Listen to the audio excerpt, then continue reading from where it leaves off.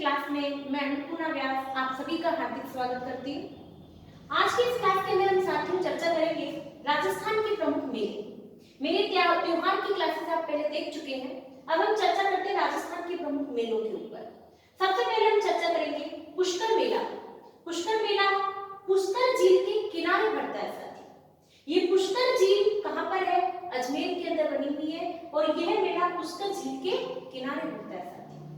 यह झील राजस्थान की सबसे प्राचीन, सबसे पवित्र और सबसे प्रदूषित झील मानी जाती है साथी। सबसे पवित्र झील मानी जाती है क्योंकि हम सभी हमारे पूर्वजों की अस्थियों का विसर्जन कहाँ करने जाते हैं? पुष्कर झील में करने जाते हैं साथियों।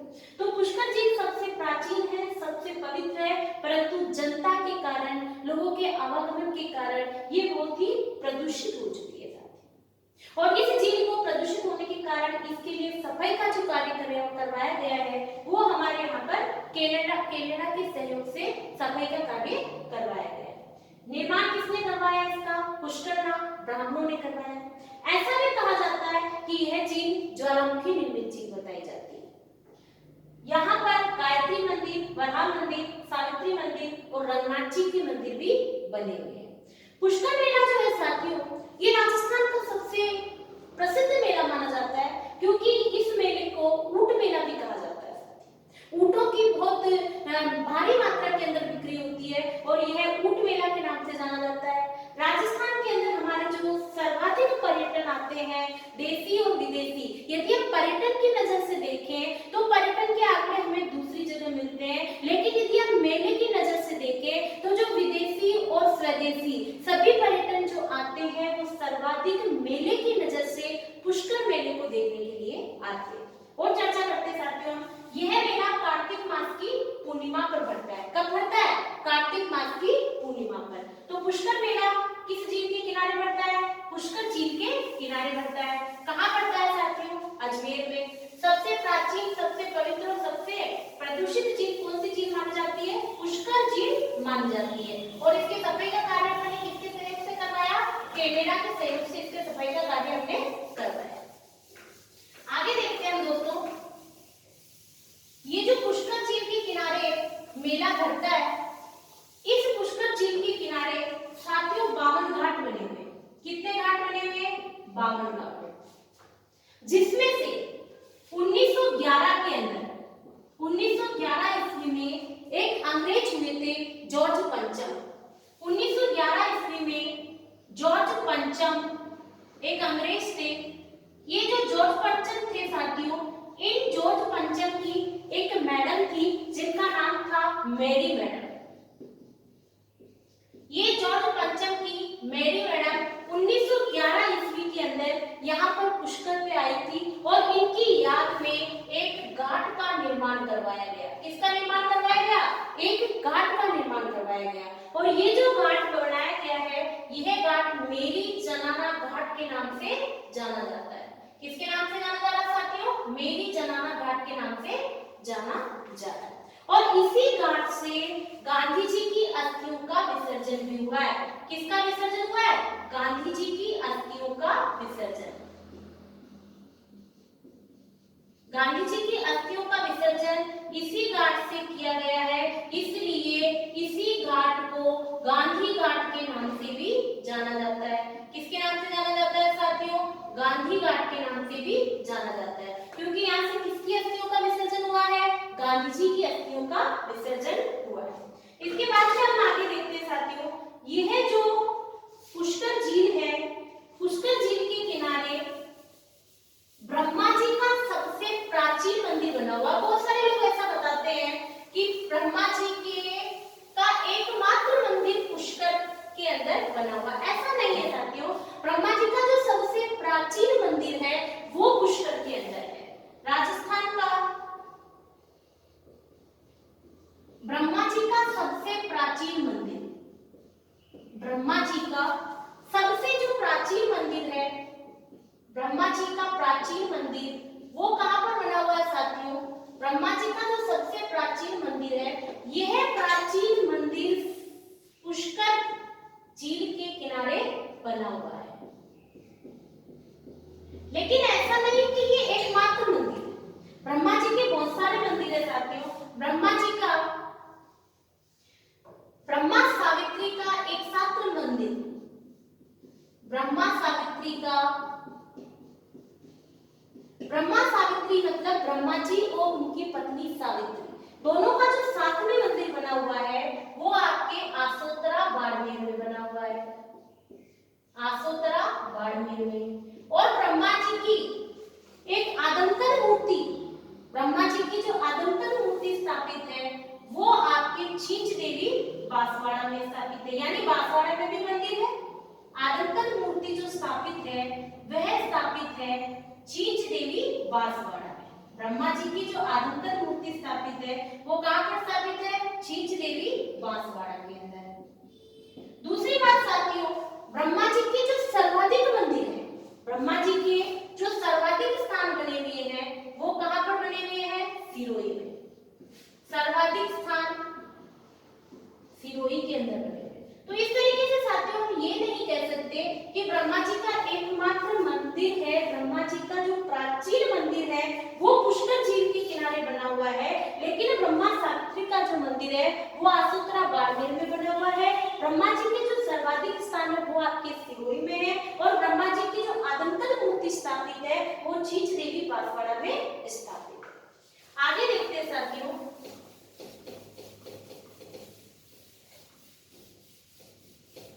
ये जो ब्रह्मा जी है इनकी दो पत्नियां हुआ करती थी, दोनों के मंदिर यहाँ पर बना हुआ है, बने हुए हैं, गायत्री और सावित्री।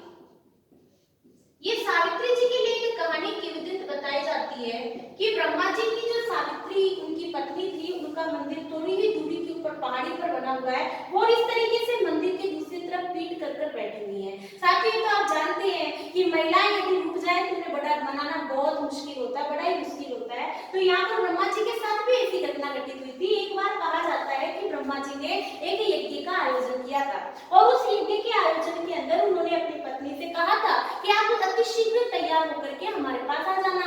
लेकिन साथियों आप जानते हैं महिलाओं को एक बार तैयार होने के लिए बोल दें तो वो ब्यूटी पार्लर में कितना समय लगा देती है। तो सावित्री जी के साथ भी ऐसा ही हुआ, सावित्री जी बहुत लेट हो जाती है, ब्रह्मा जी उसी समय वहां पर यज्ञ के अंदर बैठे हुए होते हैं। जब उन्हें सावित्री जी आते हुए नहीं नजर आती है तो वो हवन कुंड के अंदर अग्नि से ही गायत्री को प्रज्वलित कर लेते हैं, गायत्री के साथ साथ फेरे लेकर अपने यज्ञ में साथ बिठा लेते हैं साथियों। और इस बात से ब्रह्मा जी जैसे ही फेरे लेने लगते हैं इस बात से सावित्री वहां पहुंच जाती है, और सावित्री जी बड़ी नाराज हो जाती है और उठ करके उस पहाड़ी पर जाकर बैठ जाती है जो आज तक बैठी हुई है साथियों। तो इस तरीके से ब्रह्मा जी की दोनों पत्नियों के मंदिर भी वहां पर बने हुए हैं। ठीक है, तो ये होता है हमारा पुष्कर का मेला। पुष्कर के मेले के अंदर आप लिख सकते हैं कि यह ऊंट मेला कहलाता है साथियों, ये ऊंट मेला कहलाता है। एक मचकुंड नाम का, मचकुंड यहाँ पर भी ब्रह्मा जी का मंदिर बताया जाता है, मचकुंड धौलपुर के अंदर बताया जाता है। ठीक है, और हाथलगांव के नाम से जो मंदिर है वो सिरोही के अंदर बताया जाता है। ये दोनों स्थानों को भी आपको याद रखना है। इसके बाद में ये जो ब्रह्मा जी का मंदिर है साथियों, इनको हमारे केंद्रीय विभाग के भारतीय संरक्षण विभाग ने, जो केंद्रीय विभाग है उनके अंदर एक भारतीय संरक्षण पुरातत्विक संरक्षण विभाग बनाया गया है। केंद्रीय विभाग के पुरातत्विक संरक्षण विभाग में, केंद्रीय सरकार के अंदर बहुत सारे अलग अलग से विभाग बनाए गए हैं। तो केंद्रीय सरकार के जो पुरातत्विक संरक्षण विभाग है उसने, पुरातत्विक संरक्षण विभाग ने इस ब्रह्मा जी के मंदिर को, पुरातत्विक संरक्षण जो विभाग है इसने ब्रह्मा जी के मंदिर को राष्ट्रीय महत्व का स्मारक घोषित कर दिया है।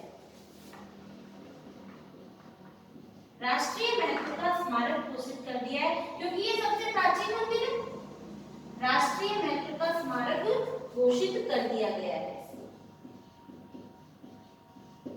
ठीक है साथियों, तो ये पुष्कर मेला ऊंट मेला कहलाता है, मचकुंड धौलपुर हाथरगांव सिरोही, और ये केंद्रीय सरकार के जो हमारे पुरातत्विक संरक्षण विभाग है उन्होंने इसे राष्ट्रीय महत्व का स्मारक भी घोषित कर दिया गया है। तो ये होता है साथियों हमारे पुष्कर मेला। अगला मेला देखते हैं अपन,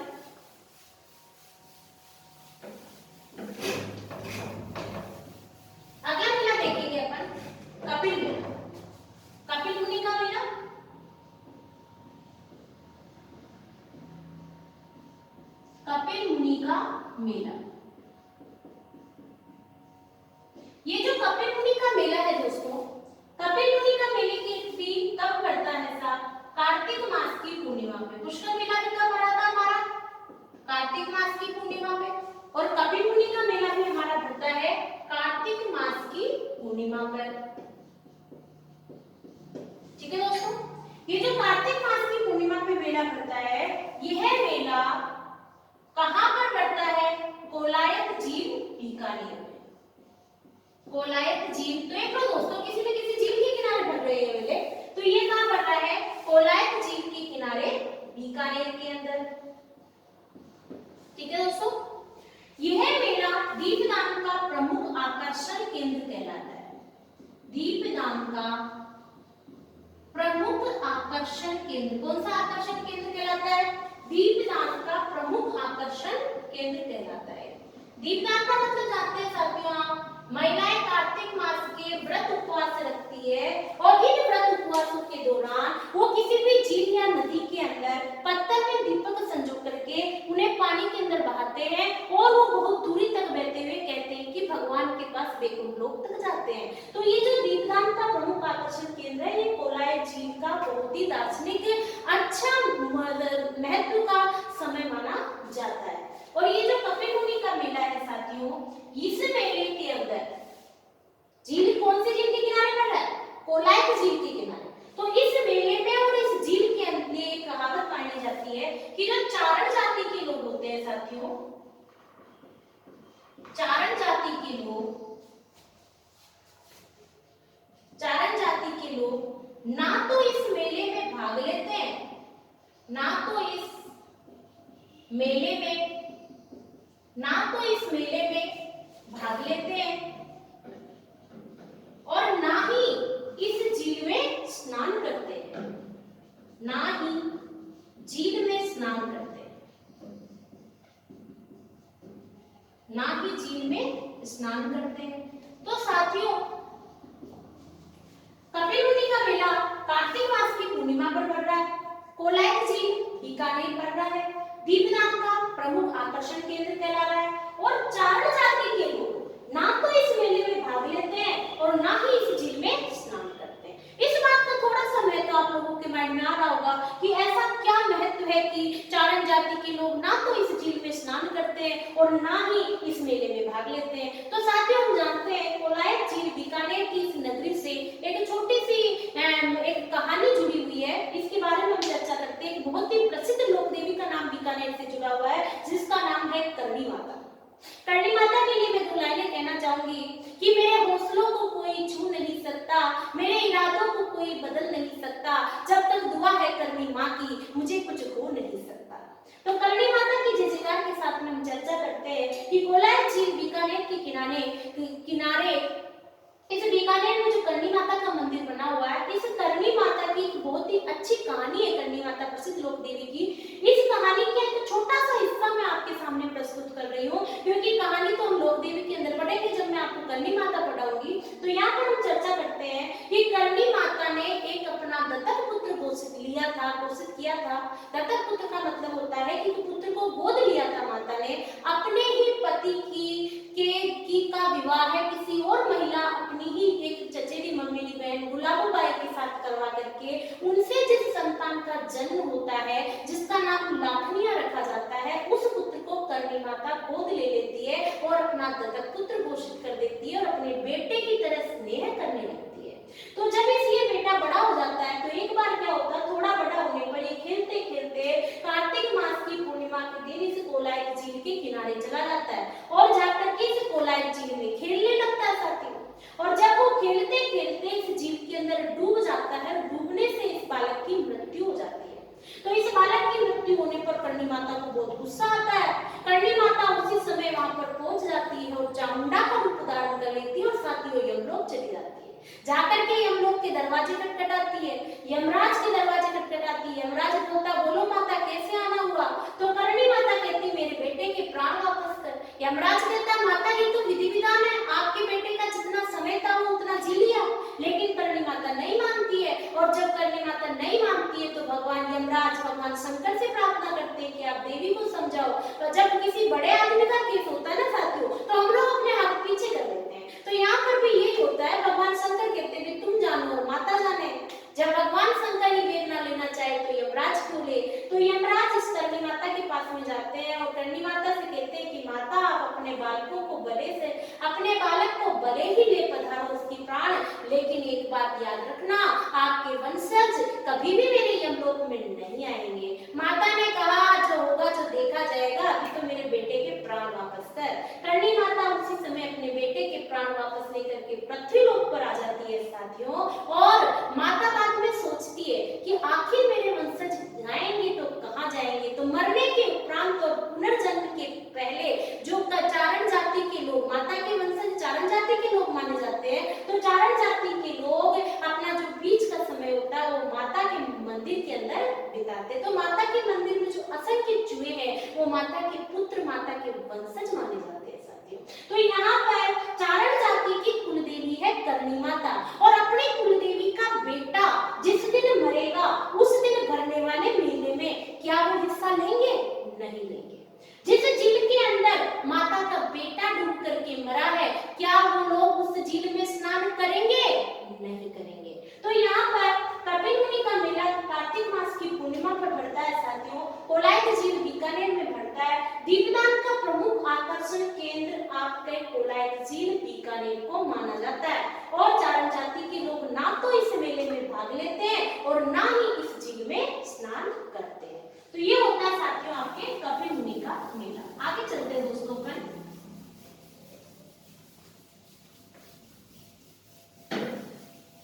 आगे चर्चा करते हैं अपन वेणेश्वर मेला।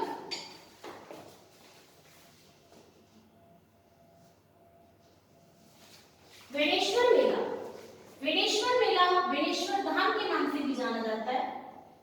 वेणेश्वर मेला, ये वेणेश्वर मेला साथियों, सबसे पहली बात वेणेश्वर मेला कहां पर पड़ता है? तो ये मेला पड़ता है नवाटापुरा गांव,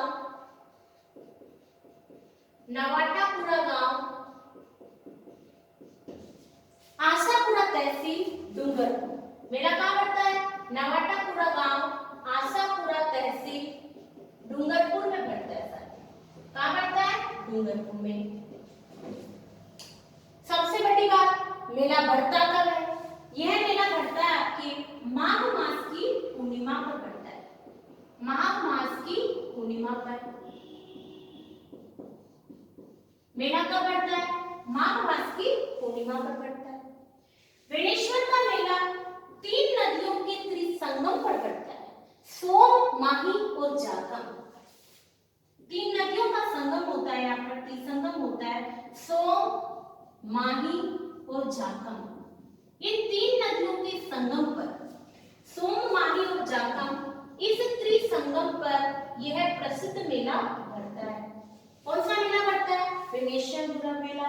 नवाटापुरा गांव, आशापुरा तहसील, डूंगरपुर के अंदर बढ़ता है साथियों, और यह मेला माघ मास की पूर्णिमा पर बढ़ता है, और सोम, माही और जागम 3 नदियों के संगम पर बढ़ता है।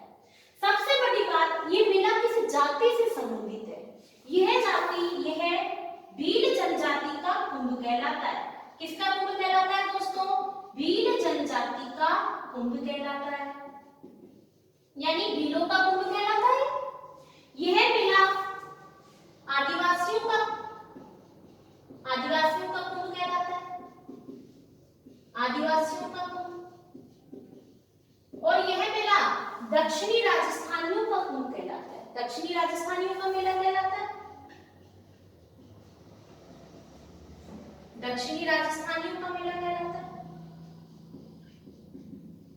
ठीक है साथियों, कुंभ का मेला क्यों कहलाता है? क्योंकि जो सबसे प्रसिद्ध मेला, जिस मेले के अंदर सबसे ज्यादा महत्वपूर्ण काम होते हैं। तो साथियों, ये वेणेश्वर मेला नवाटापुरा गांव, आशापुरा तहसील, डूंगरपुर में बढ़ता है। कब बढ़ता है? माघ मास की पूर्णिमा पे बढ़ता है। पुष्कर मेला कार्तिक मास की पूर्णिमा पर बढ़ा था हमारा कपिल मुनि का मेला कार्तिक मास की पूर्णिमा पे बढ़ा था, और यह मेला वेणेश्वर मेला माघ मास की पूर्णिमा पे बढ़ता है। सोम, माही और जागम 3 नदियों का संगम है। भील जनजाति का कुंभ कहलाता है, भीलों का कुंभ कहलाता है, आदिवासियों का कुंभ कहलाता है। मेला तो दक्षिणी राजस्थान में का कुंभ कहलाता है। आगे देखते हैं दोस्तों इस मेले में। इस मेले के अंदर जो भील जनजाति के लोग होते हैं दोस्तों, वो भील जनजाति के लोग अपना जीवन साथी इसी मेले के अंदर चयन करते हैं, इसी दिन अपना जीवन साथी चुनते हैं। भील जनजाति के लोग, आप साथ के साथ नोट करते चले साथियों, भील जनजाति के लोग इसी मेले में अपना जीवन साथी चुनते हैं। भील जनजाति के लोग इसी मेले में, भील जनजाति के लोग इसी मेले में अपना जीवन साथी चुनते हैं, अपना जीवन साथी चुनते हैं। भील जनजाति के लोग इसी मेले में अपना जीवन साथी चुनते हैं। भील जनजाति के लोग इसी दिन अपने पूर्वजों की अस्थियों का विसर्जन करते हैं। हम पूर्वजों की अस्थियों को समेट कर रख लेते हैं उसमें कलश के अंदर। जब भी हम हरिद्वार या पुष्कर अच्छे पवित्र स्थान पर जाते हैं तब हम उन अस्थियों का विसर्जन करते हैं। तो भील जनजाति के लोग इसी स्त्री संगम, इस झील के किनारे को ही सपना कुंभ मानते हैं और अपने पूर्वजों की अस्थियों का विसर्जन करते हैं। तो भील जनजाति के लोग इसी मेले में या इसी दिन भी लिख सकते हो आप, इस मेले में या इस दिन या इस जगह इसी दिन अपने पूर्वजों की अस्थियों का विसर्जन करते हैं, अपने पूर्वजों की अस्थियों का विसर्जन करते हैं, अपने पूर्वजों की अस्थियों का विसर्जन करते हैं। ठीक है साथियों, भील जनजाति के लोग ये जो पवित्र मेला पूजते हैं, इस मेले के अंदर इस स्थान के ऊपर एक भगवान शंकर के खंडित शिवलिंग की पूजा होती है। राजस्थान में एकमात्र स्थान है जहां पर खंडित शिवलिंग की पूजा हो रही है। हम एक खंडित लोक देवी भी पढ़ते हैं कि शीतला माता एकमात्र एक ऐसी लोक देवी मानी जाती है जिनकी प्रतिमा खंडित है। और यहाँ पर बेणेश्वर मेले में यहाँ पर खंडित शिवलिंग की पूजा करी जाती है। किसकी पूजा करी जाती है? खंडित शिवलिंग की पूजा होती है। यहाँ पर किसकी पूजा होती है साथियों? खंडित शिवलिंग की पूजा होती है। एग्जाम में क्वेश्चन पूछा गया है कि आदिवासियों का कुंभ कौन सा मेला कहलाता है? बेणेश्वर मेला कहलाता है। या भीलों का कुंभ कौन सा मेला कहलाता है? बेणेश्वर मेला कहलाता है। कब बढ़ता है? माघ मास की पूर्णिमा पर बढ़ता है। या भील जनजाति के लोग किस मेले में अपना जीवन साथी चुनते हैं? बेणेश्वर मेले में चुनते हैं। या भील जनजाति के लोग अपने पूर्वजों की अस्थियों का विसर्जन किस मेले में करते हैं? बेणेश्वर मेले में करते हैं। किस दिन करते हैं? माघ मास की पूर्णिमा के दिन करते हैं। तो इस तरीके से साथियों छोटी छोटी चीजों से हमारे एग्जाम में प्रश्न बनते हैं जो हमें सही करने होते हैं। ठीक है दोस्तों, तो खंडित शिवलिंग की पूजा होती है। यहाँ पर आगे चलते हैं। यहाँ पर एक मावजी महाराज का मंदिर बना हुआ है। किसका बना हुआ है साथियों? मावजी महाराज का मंदिर यहाँ पर बना हुआ है। ये मावजी महाराज के ऊपर एग्जाम में प्रश्न पूछा गया है। यहाँ पर मावजी महाराज का मंदिर बना हुआ है। ये जो मावजी महाराज का मंदिर बना है, ये मावजी महाराज का मंदिर सावला गांव डूंगरपुर में बना। मावजी महाराज का मंदिर नवाटापुरा गांव आशापुरा तहसील में है, लेकिन इनका जो जन्म स्थान बताया जाता है, इनकी जो उत्पत्ति हुई है, जन्म स्थान सावला गांव डूंगरपुर। ये सवाल पूछा गया है साथियों कि मावजी महाराज का जन्म स्थान कहां से बताया गया है? तो सावला गांव डूंगरपुर के अंदर इनका जन्म हुआ था। इन्होंने, मावजी महाराज ने लसोड़िया आंदोलन चलाया। कौन सा आंदोलन चलाया? लसोड़िया आंदोलन चलाया। और इन्होंने कलंकी और निष्कलंकी संप्रदाय की स्थापना भी करी। कलंकी व निष्कलंकी संप्रदाय की स्थापना करी। कलंकी व निष्कलंकी संप्रदाय की स्थापना करी। तो मावजी महाराज का मंदिर आपके बेणेश्वर धाम के अंदर है। इनका जन्म सावला गांव डूंगरपुर में है। इन्होंने लसोड़िया आंदोलन चलाया, कलंकी व निष्कलंकी संप्रदाय की स्थापना। आप एक बार स्क्रीनशॉट ले सकते हैं दोस्तों।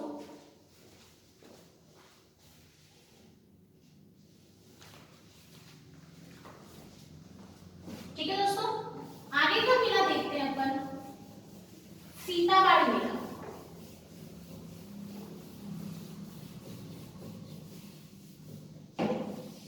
सीताबाड़ी मेला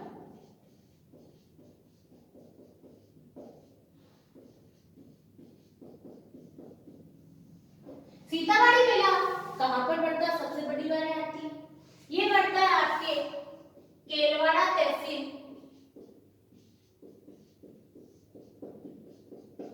बारा के अंदर पड़ता है। केलवाड़ा तहसील बारा। ये जो सीतावाड़ी मेला है यह भी किसी जनजाति से संबंधित है दोस्तों। किसे? ये सहरिया जनजाति का कुंभ कहलाता है। सहरिया जनजाति का कुंभ कहलाता है। किसका कुंभ कहलाता है दोस्तों? सहरिया जनजाति का कुंभ कहलाता है। ये सहरिया जनजाति का कुंभ कहलाता है। यह सहरिया जनजाति के लोग जिस तरीके से भील जनजाति के लोग वेणेश्वर मेले में अपने पूर्वजों की अस्थियां विसर्जित करते हैं, सहरिया जनजाति के लोग भी इसी दिन अपने पूर्वजों की अस्थियां विसर्जित करते हैं। तो सहरिया जनजाति के लोग इसी दिन अपने पूर्वजों की अस्थियां विसर्जित करते हैं। पूर्वजों की अस्थियां विसर्जित करते हैं। यह मेला कब पड़ता है? यह ज्येष्ठ मास की अमावस्या पर पड़ता है। सबसे बड़ी बात, मेला पड़ता कब है? ज्येष्ठ मास की अमावस्या पर। ज्येष्ठ मास की अमावस्या। यह जो मेला पड़ता है, इस मेले के अंदर जिस तरीके से भील जनजाति के लोग अपना जीवन साथी चुनते हैं, वैसे ही सहरिया जनजाति के लोग भी इसी मेले में अपना जीवन साथी चुनते हैं। सहरिया जनजाति इसी मेले में अपना जीवन साथी चुनते हैं। इसी मेले में अपना जीवन साथी चुनते हैं। इसी मेले में अपना जीवन साथी चुनते हैं। ठीक है दोस्तों? ओके, आगे देखते हैं। यहाँ पर रामकुंड, यहाँ पर रामकुंड, लक्ष्मण कुंड, यहाँ पर रामकुंड, लक्ष्मण कुंड आदि बने हुए हैं। ठीक है साथियों? तो सीतावाड़ी मेला केलवाड़ा तहसील बारा में पड़ता है। ये सहरिया जनजाति का कुंभ कहलाता है। सहरिया जनजाति के लोग इसी दिन अपने पूर्वजों की अस्थियों का विसर्जन करते हैं। यह मेला ज्येष्ठ मास की अमावस्या पर पड़ता है। सहरिया जनजाति इसी मेले में अपना जीवन साथी चुनते हैं और यहाँ पर राम कुंड, लक्ष्मण कुंड आदि कुंड यहाँ पर बने हुए हैं। ठीक है साथियों? तो ये कौन सा मेला होता है? हमारे सीतावाड़ी मेला। आगे चलते हैं अपन खाटू श्याम जी का मेला। खाटू श्याम जी के मेले के ऊपर चर्चा करते हैं अपन। खाटू श्याम जी का मेला।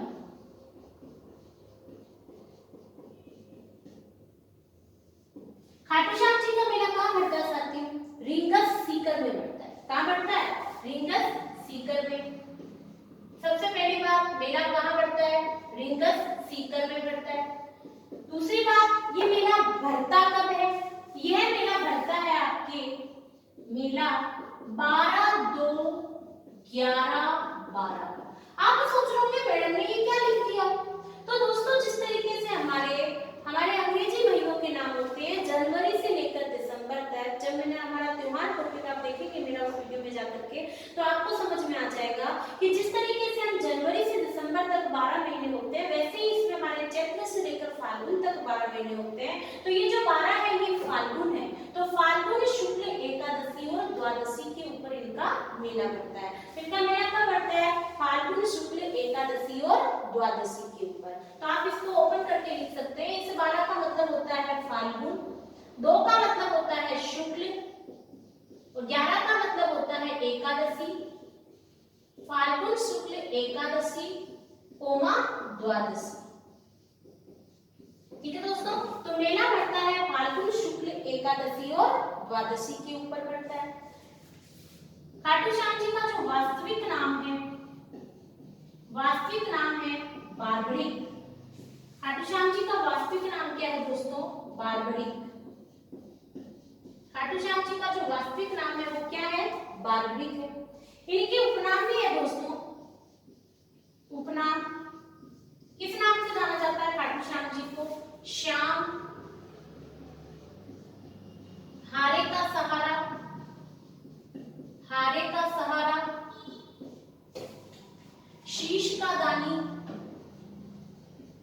का सहारा, शीश का दानी और रिंगस का धनी। रिंगस का धनी, ठीक है। खाटू श्याम जी के उपनाम है श्याम, हारे का सहारा, शीश का दानी और रिंगस का धनी। तो खाटू श्याम जी का मेला कहाँ पड़ता है? रिंगस सीकर में पड़ता है। मेला कब पड़ता है? 12 तो 11 की फाल्गुन शुक्ल एकादशी और द्वादशी पर पड़ता है। वास्तविक नाम क्या है खाटू श्याम जी का? बारहवीं। उपनाम क्या है इनका? श्याम, हारे का सहारा, शीश का दानी और रिंगस का धनी। दोस्तों खाटू श्याम जी के ऊपर एक बहुत अच्छी चर्चा करते हैं कि ये जो खाटू श्याम जी है ये आखिर कौन थे और इन्हें इतने सारे उपनाम क्यों दिए गए हैं। आपने भीम का नाम तो सुना ही होगा महाभारत के अंदर। तो जो कौरवों और पांडवों के अंदर युद्ध हुआ था उसे ही महाभारत का युद्ध कहा गया है दोस्तों। तो उस महाभारत के अंदर एक बार्बरिक नाम, भीम का कोई पुत्र बताया जाता है, घटोत्कच का पुत्र बताया जाता है बार्बरिक। इस बार्बरिक के बब्बरशेर जैसे बाल थे दोस्तों, इसलिए इसको बार्बरिक कहा गया है। तो ये जो बार्बरिक था, ये बार्बरिक ने भगवान शंकर की घोर तपस्या करी थी दोस्तों, और तपस्या से भगवान शंकर ने इसको वरदान दिया था कि तुम हमेशा जिस भी पक्ष की तरफ से युद्ध लड़ोगे तुम हमेशा विजयी रहोगे। जिस पक्ष की तरफ से तुम युद्ध लड़ोगे वह पक्ष हमेशा विजयी होगा, वो कभी किसी से पराजित नहीं हो सकता। अब बार्बरिक के पास में ये शक्ति थी, लेकिन बार्बरिक एक अच्छा इंसान था, अपनी शक्ति का दुरुपयोग नहीं करता था। जब इसे महाभारत के कौरवों और पांडवों के युद्ध का ज्ञान मिलता है तो ये अपनी माता से कहता है कि माता, मैं भी इस महाभारत के युद्ध में हिस्सा लेना चाहता हूँ। तो इनकी माता ने इनसे कहा कि आप, तुम बेटे पुत्र, तुम जो युद्ध लड़ने जा रहे हो इस युद्ध में तुम कौरवों की तरफ से युद्ध लड़ोगे या पांडवों की तरफ से युद्ध लड़ोगे। तब बार्बरिक अपने माता के चरणों की सौगंध खाकर के माता को वचन देता है कि हे माता, मैं युद्ध क्षेत्र में जाने के बाद में निश्चय करूंगा कि मैं किस पक्ष की तरफ से युद्ध लड़ रहा हूँ। मैं वहां पर जाकर के देखूंगा कि दोनों पक्षों में से जो पक्ष मुझे हारता हुआ नजर आएगा मैं उस पक्ष की तरफ से युद्ध लड़ूंगा। ये बात सुनकर के माता आशीर्वाद देती है। पुत्र माता का आशीर्वाद लेकर के घर से बाहर निकल जाता है। जब बार्बरिक जा रहा होता है दोस्तों तो भगवान श्री कृष्ण को इस बात का अंदाजा हो जाता है। भगवान सोचते हैं कि यदि बार्बरिक युद्ध क्षेत्र में पहुंच गया और यदि इसने पांडवों को जीतते हुए देख लिया, कौरवों को हारते हुए देखा और यदि ये कौरवों की तरफ से युद्ध लड़ने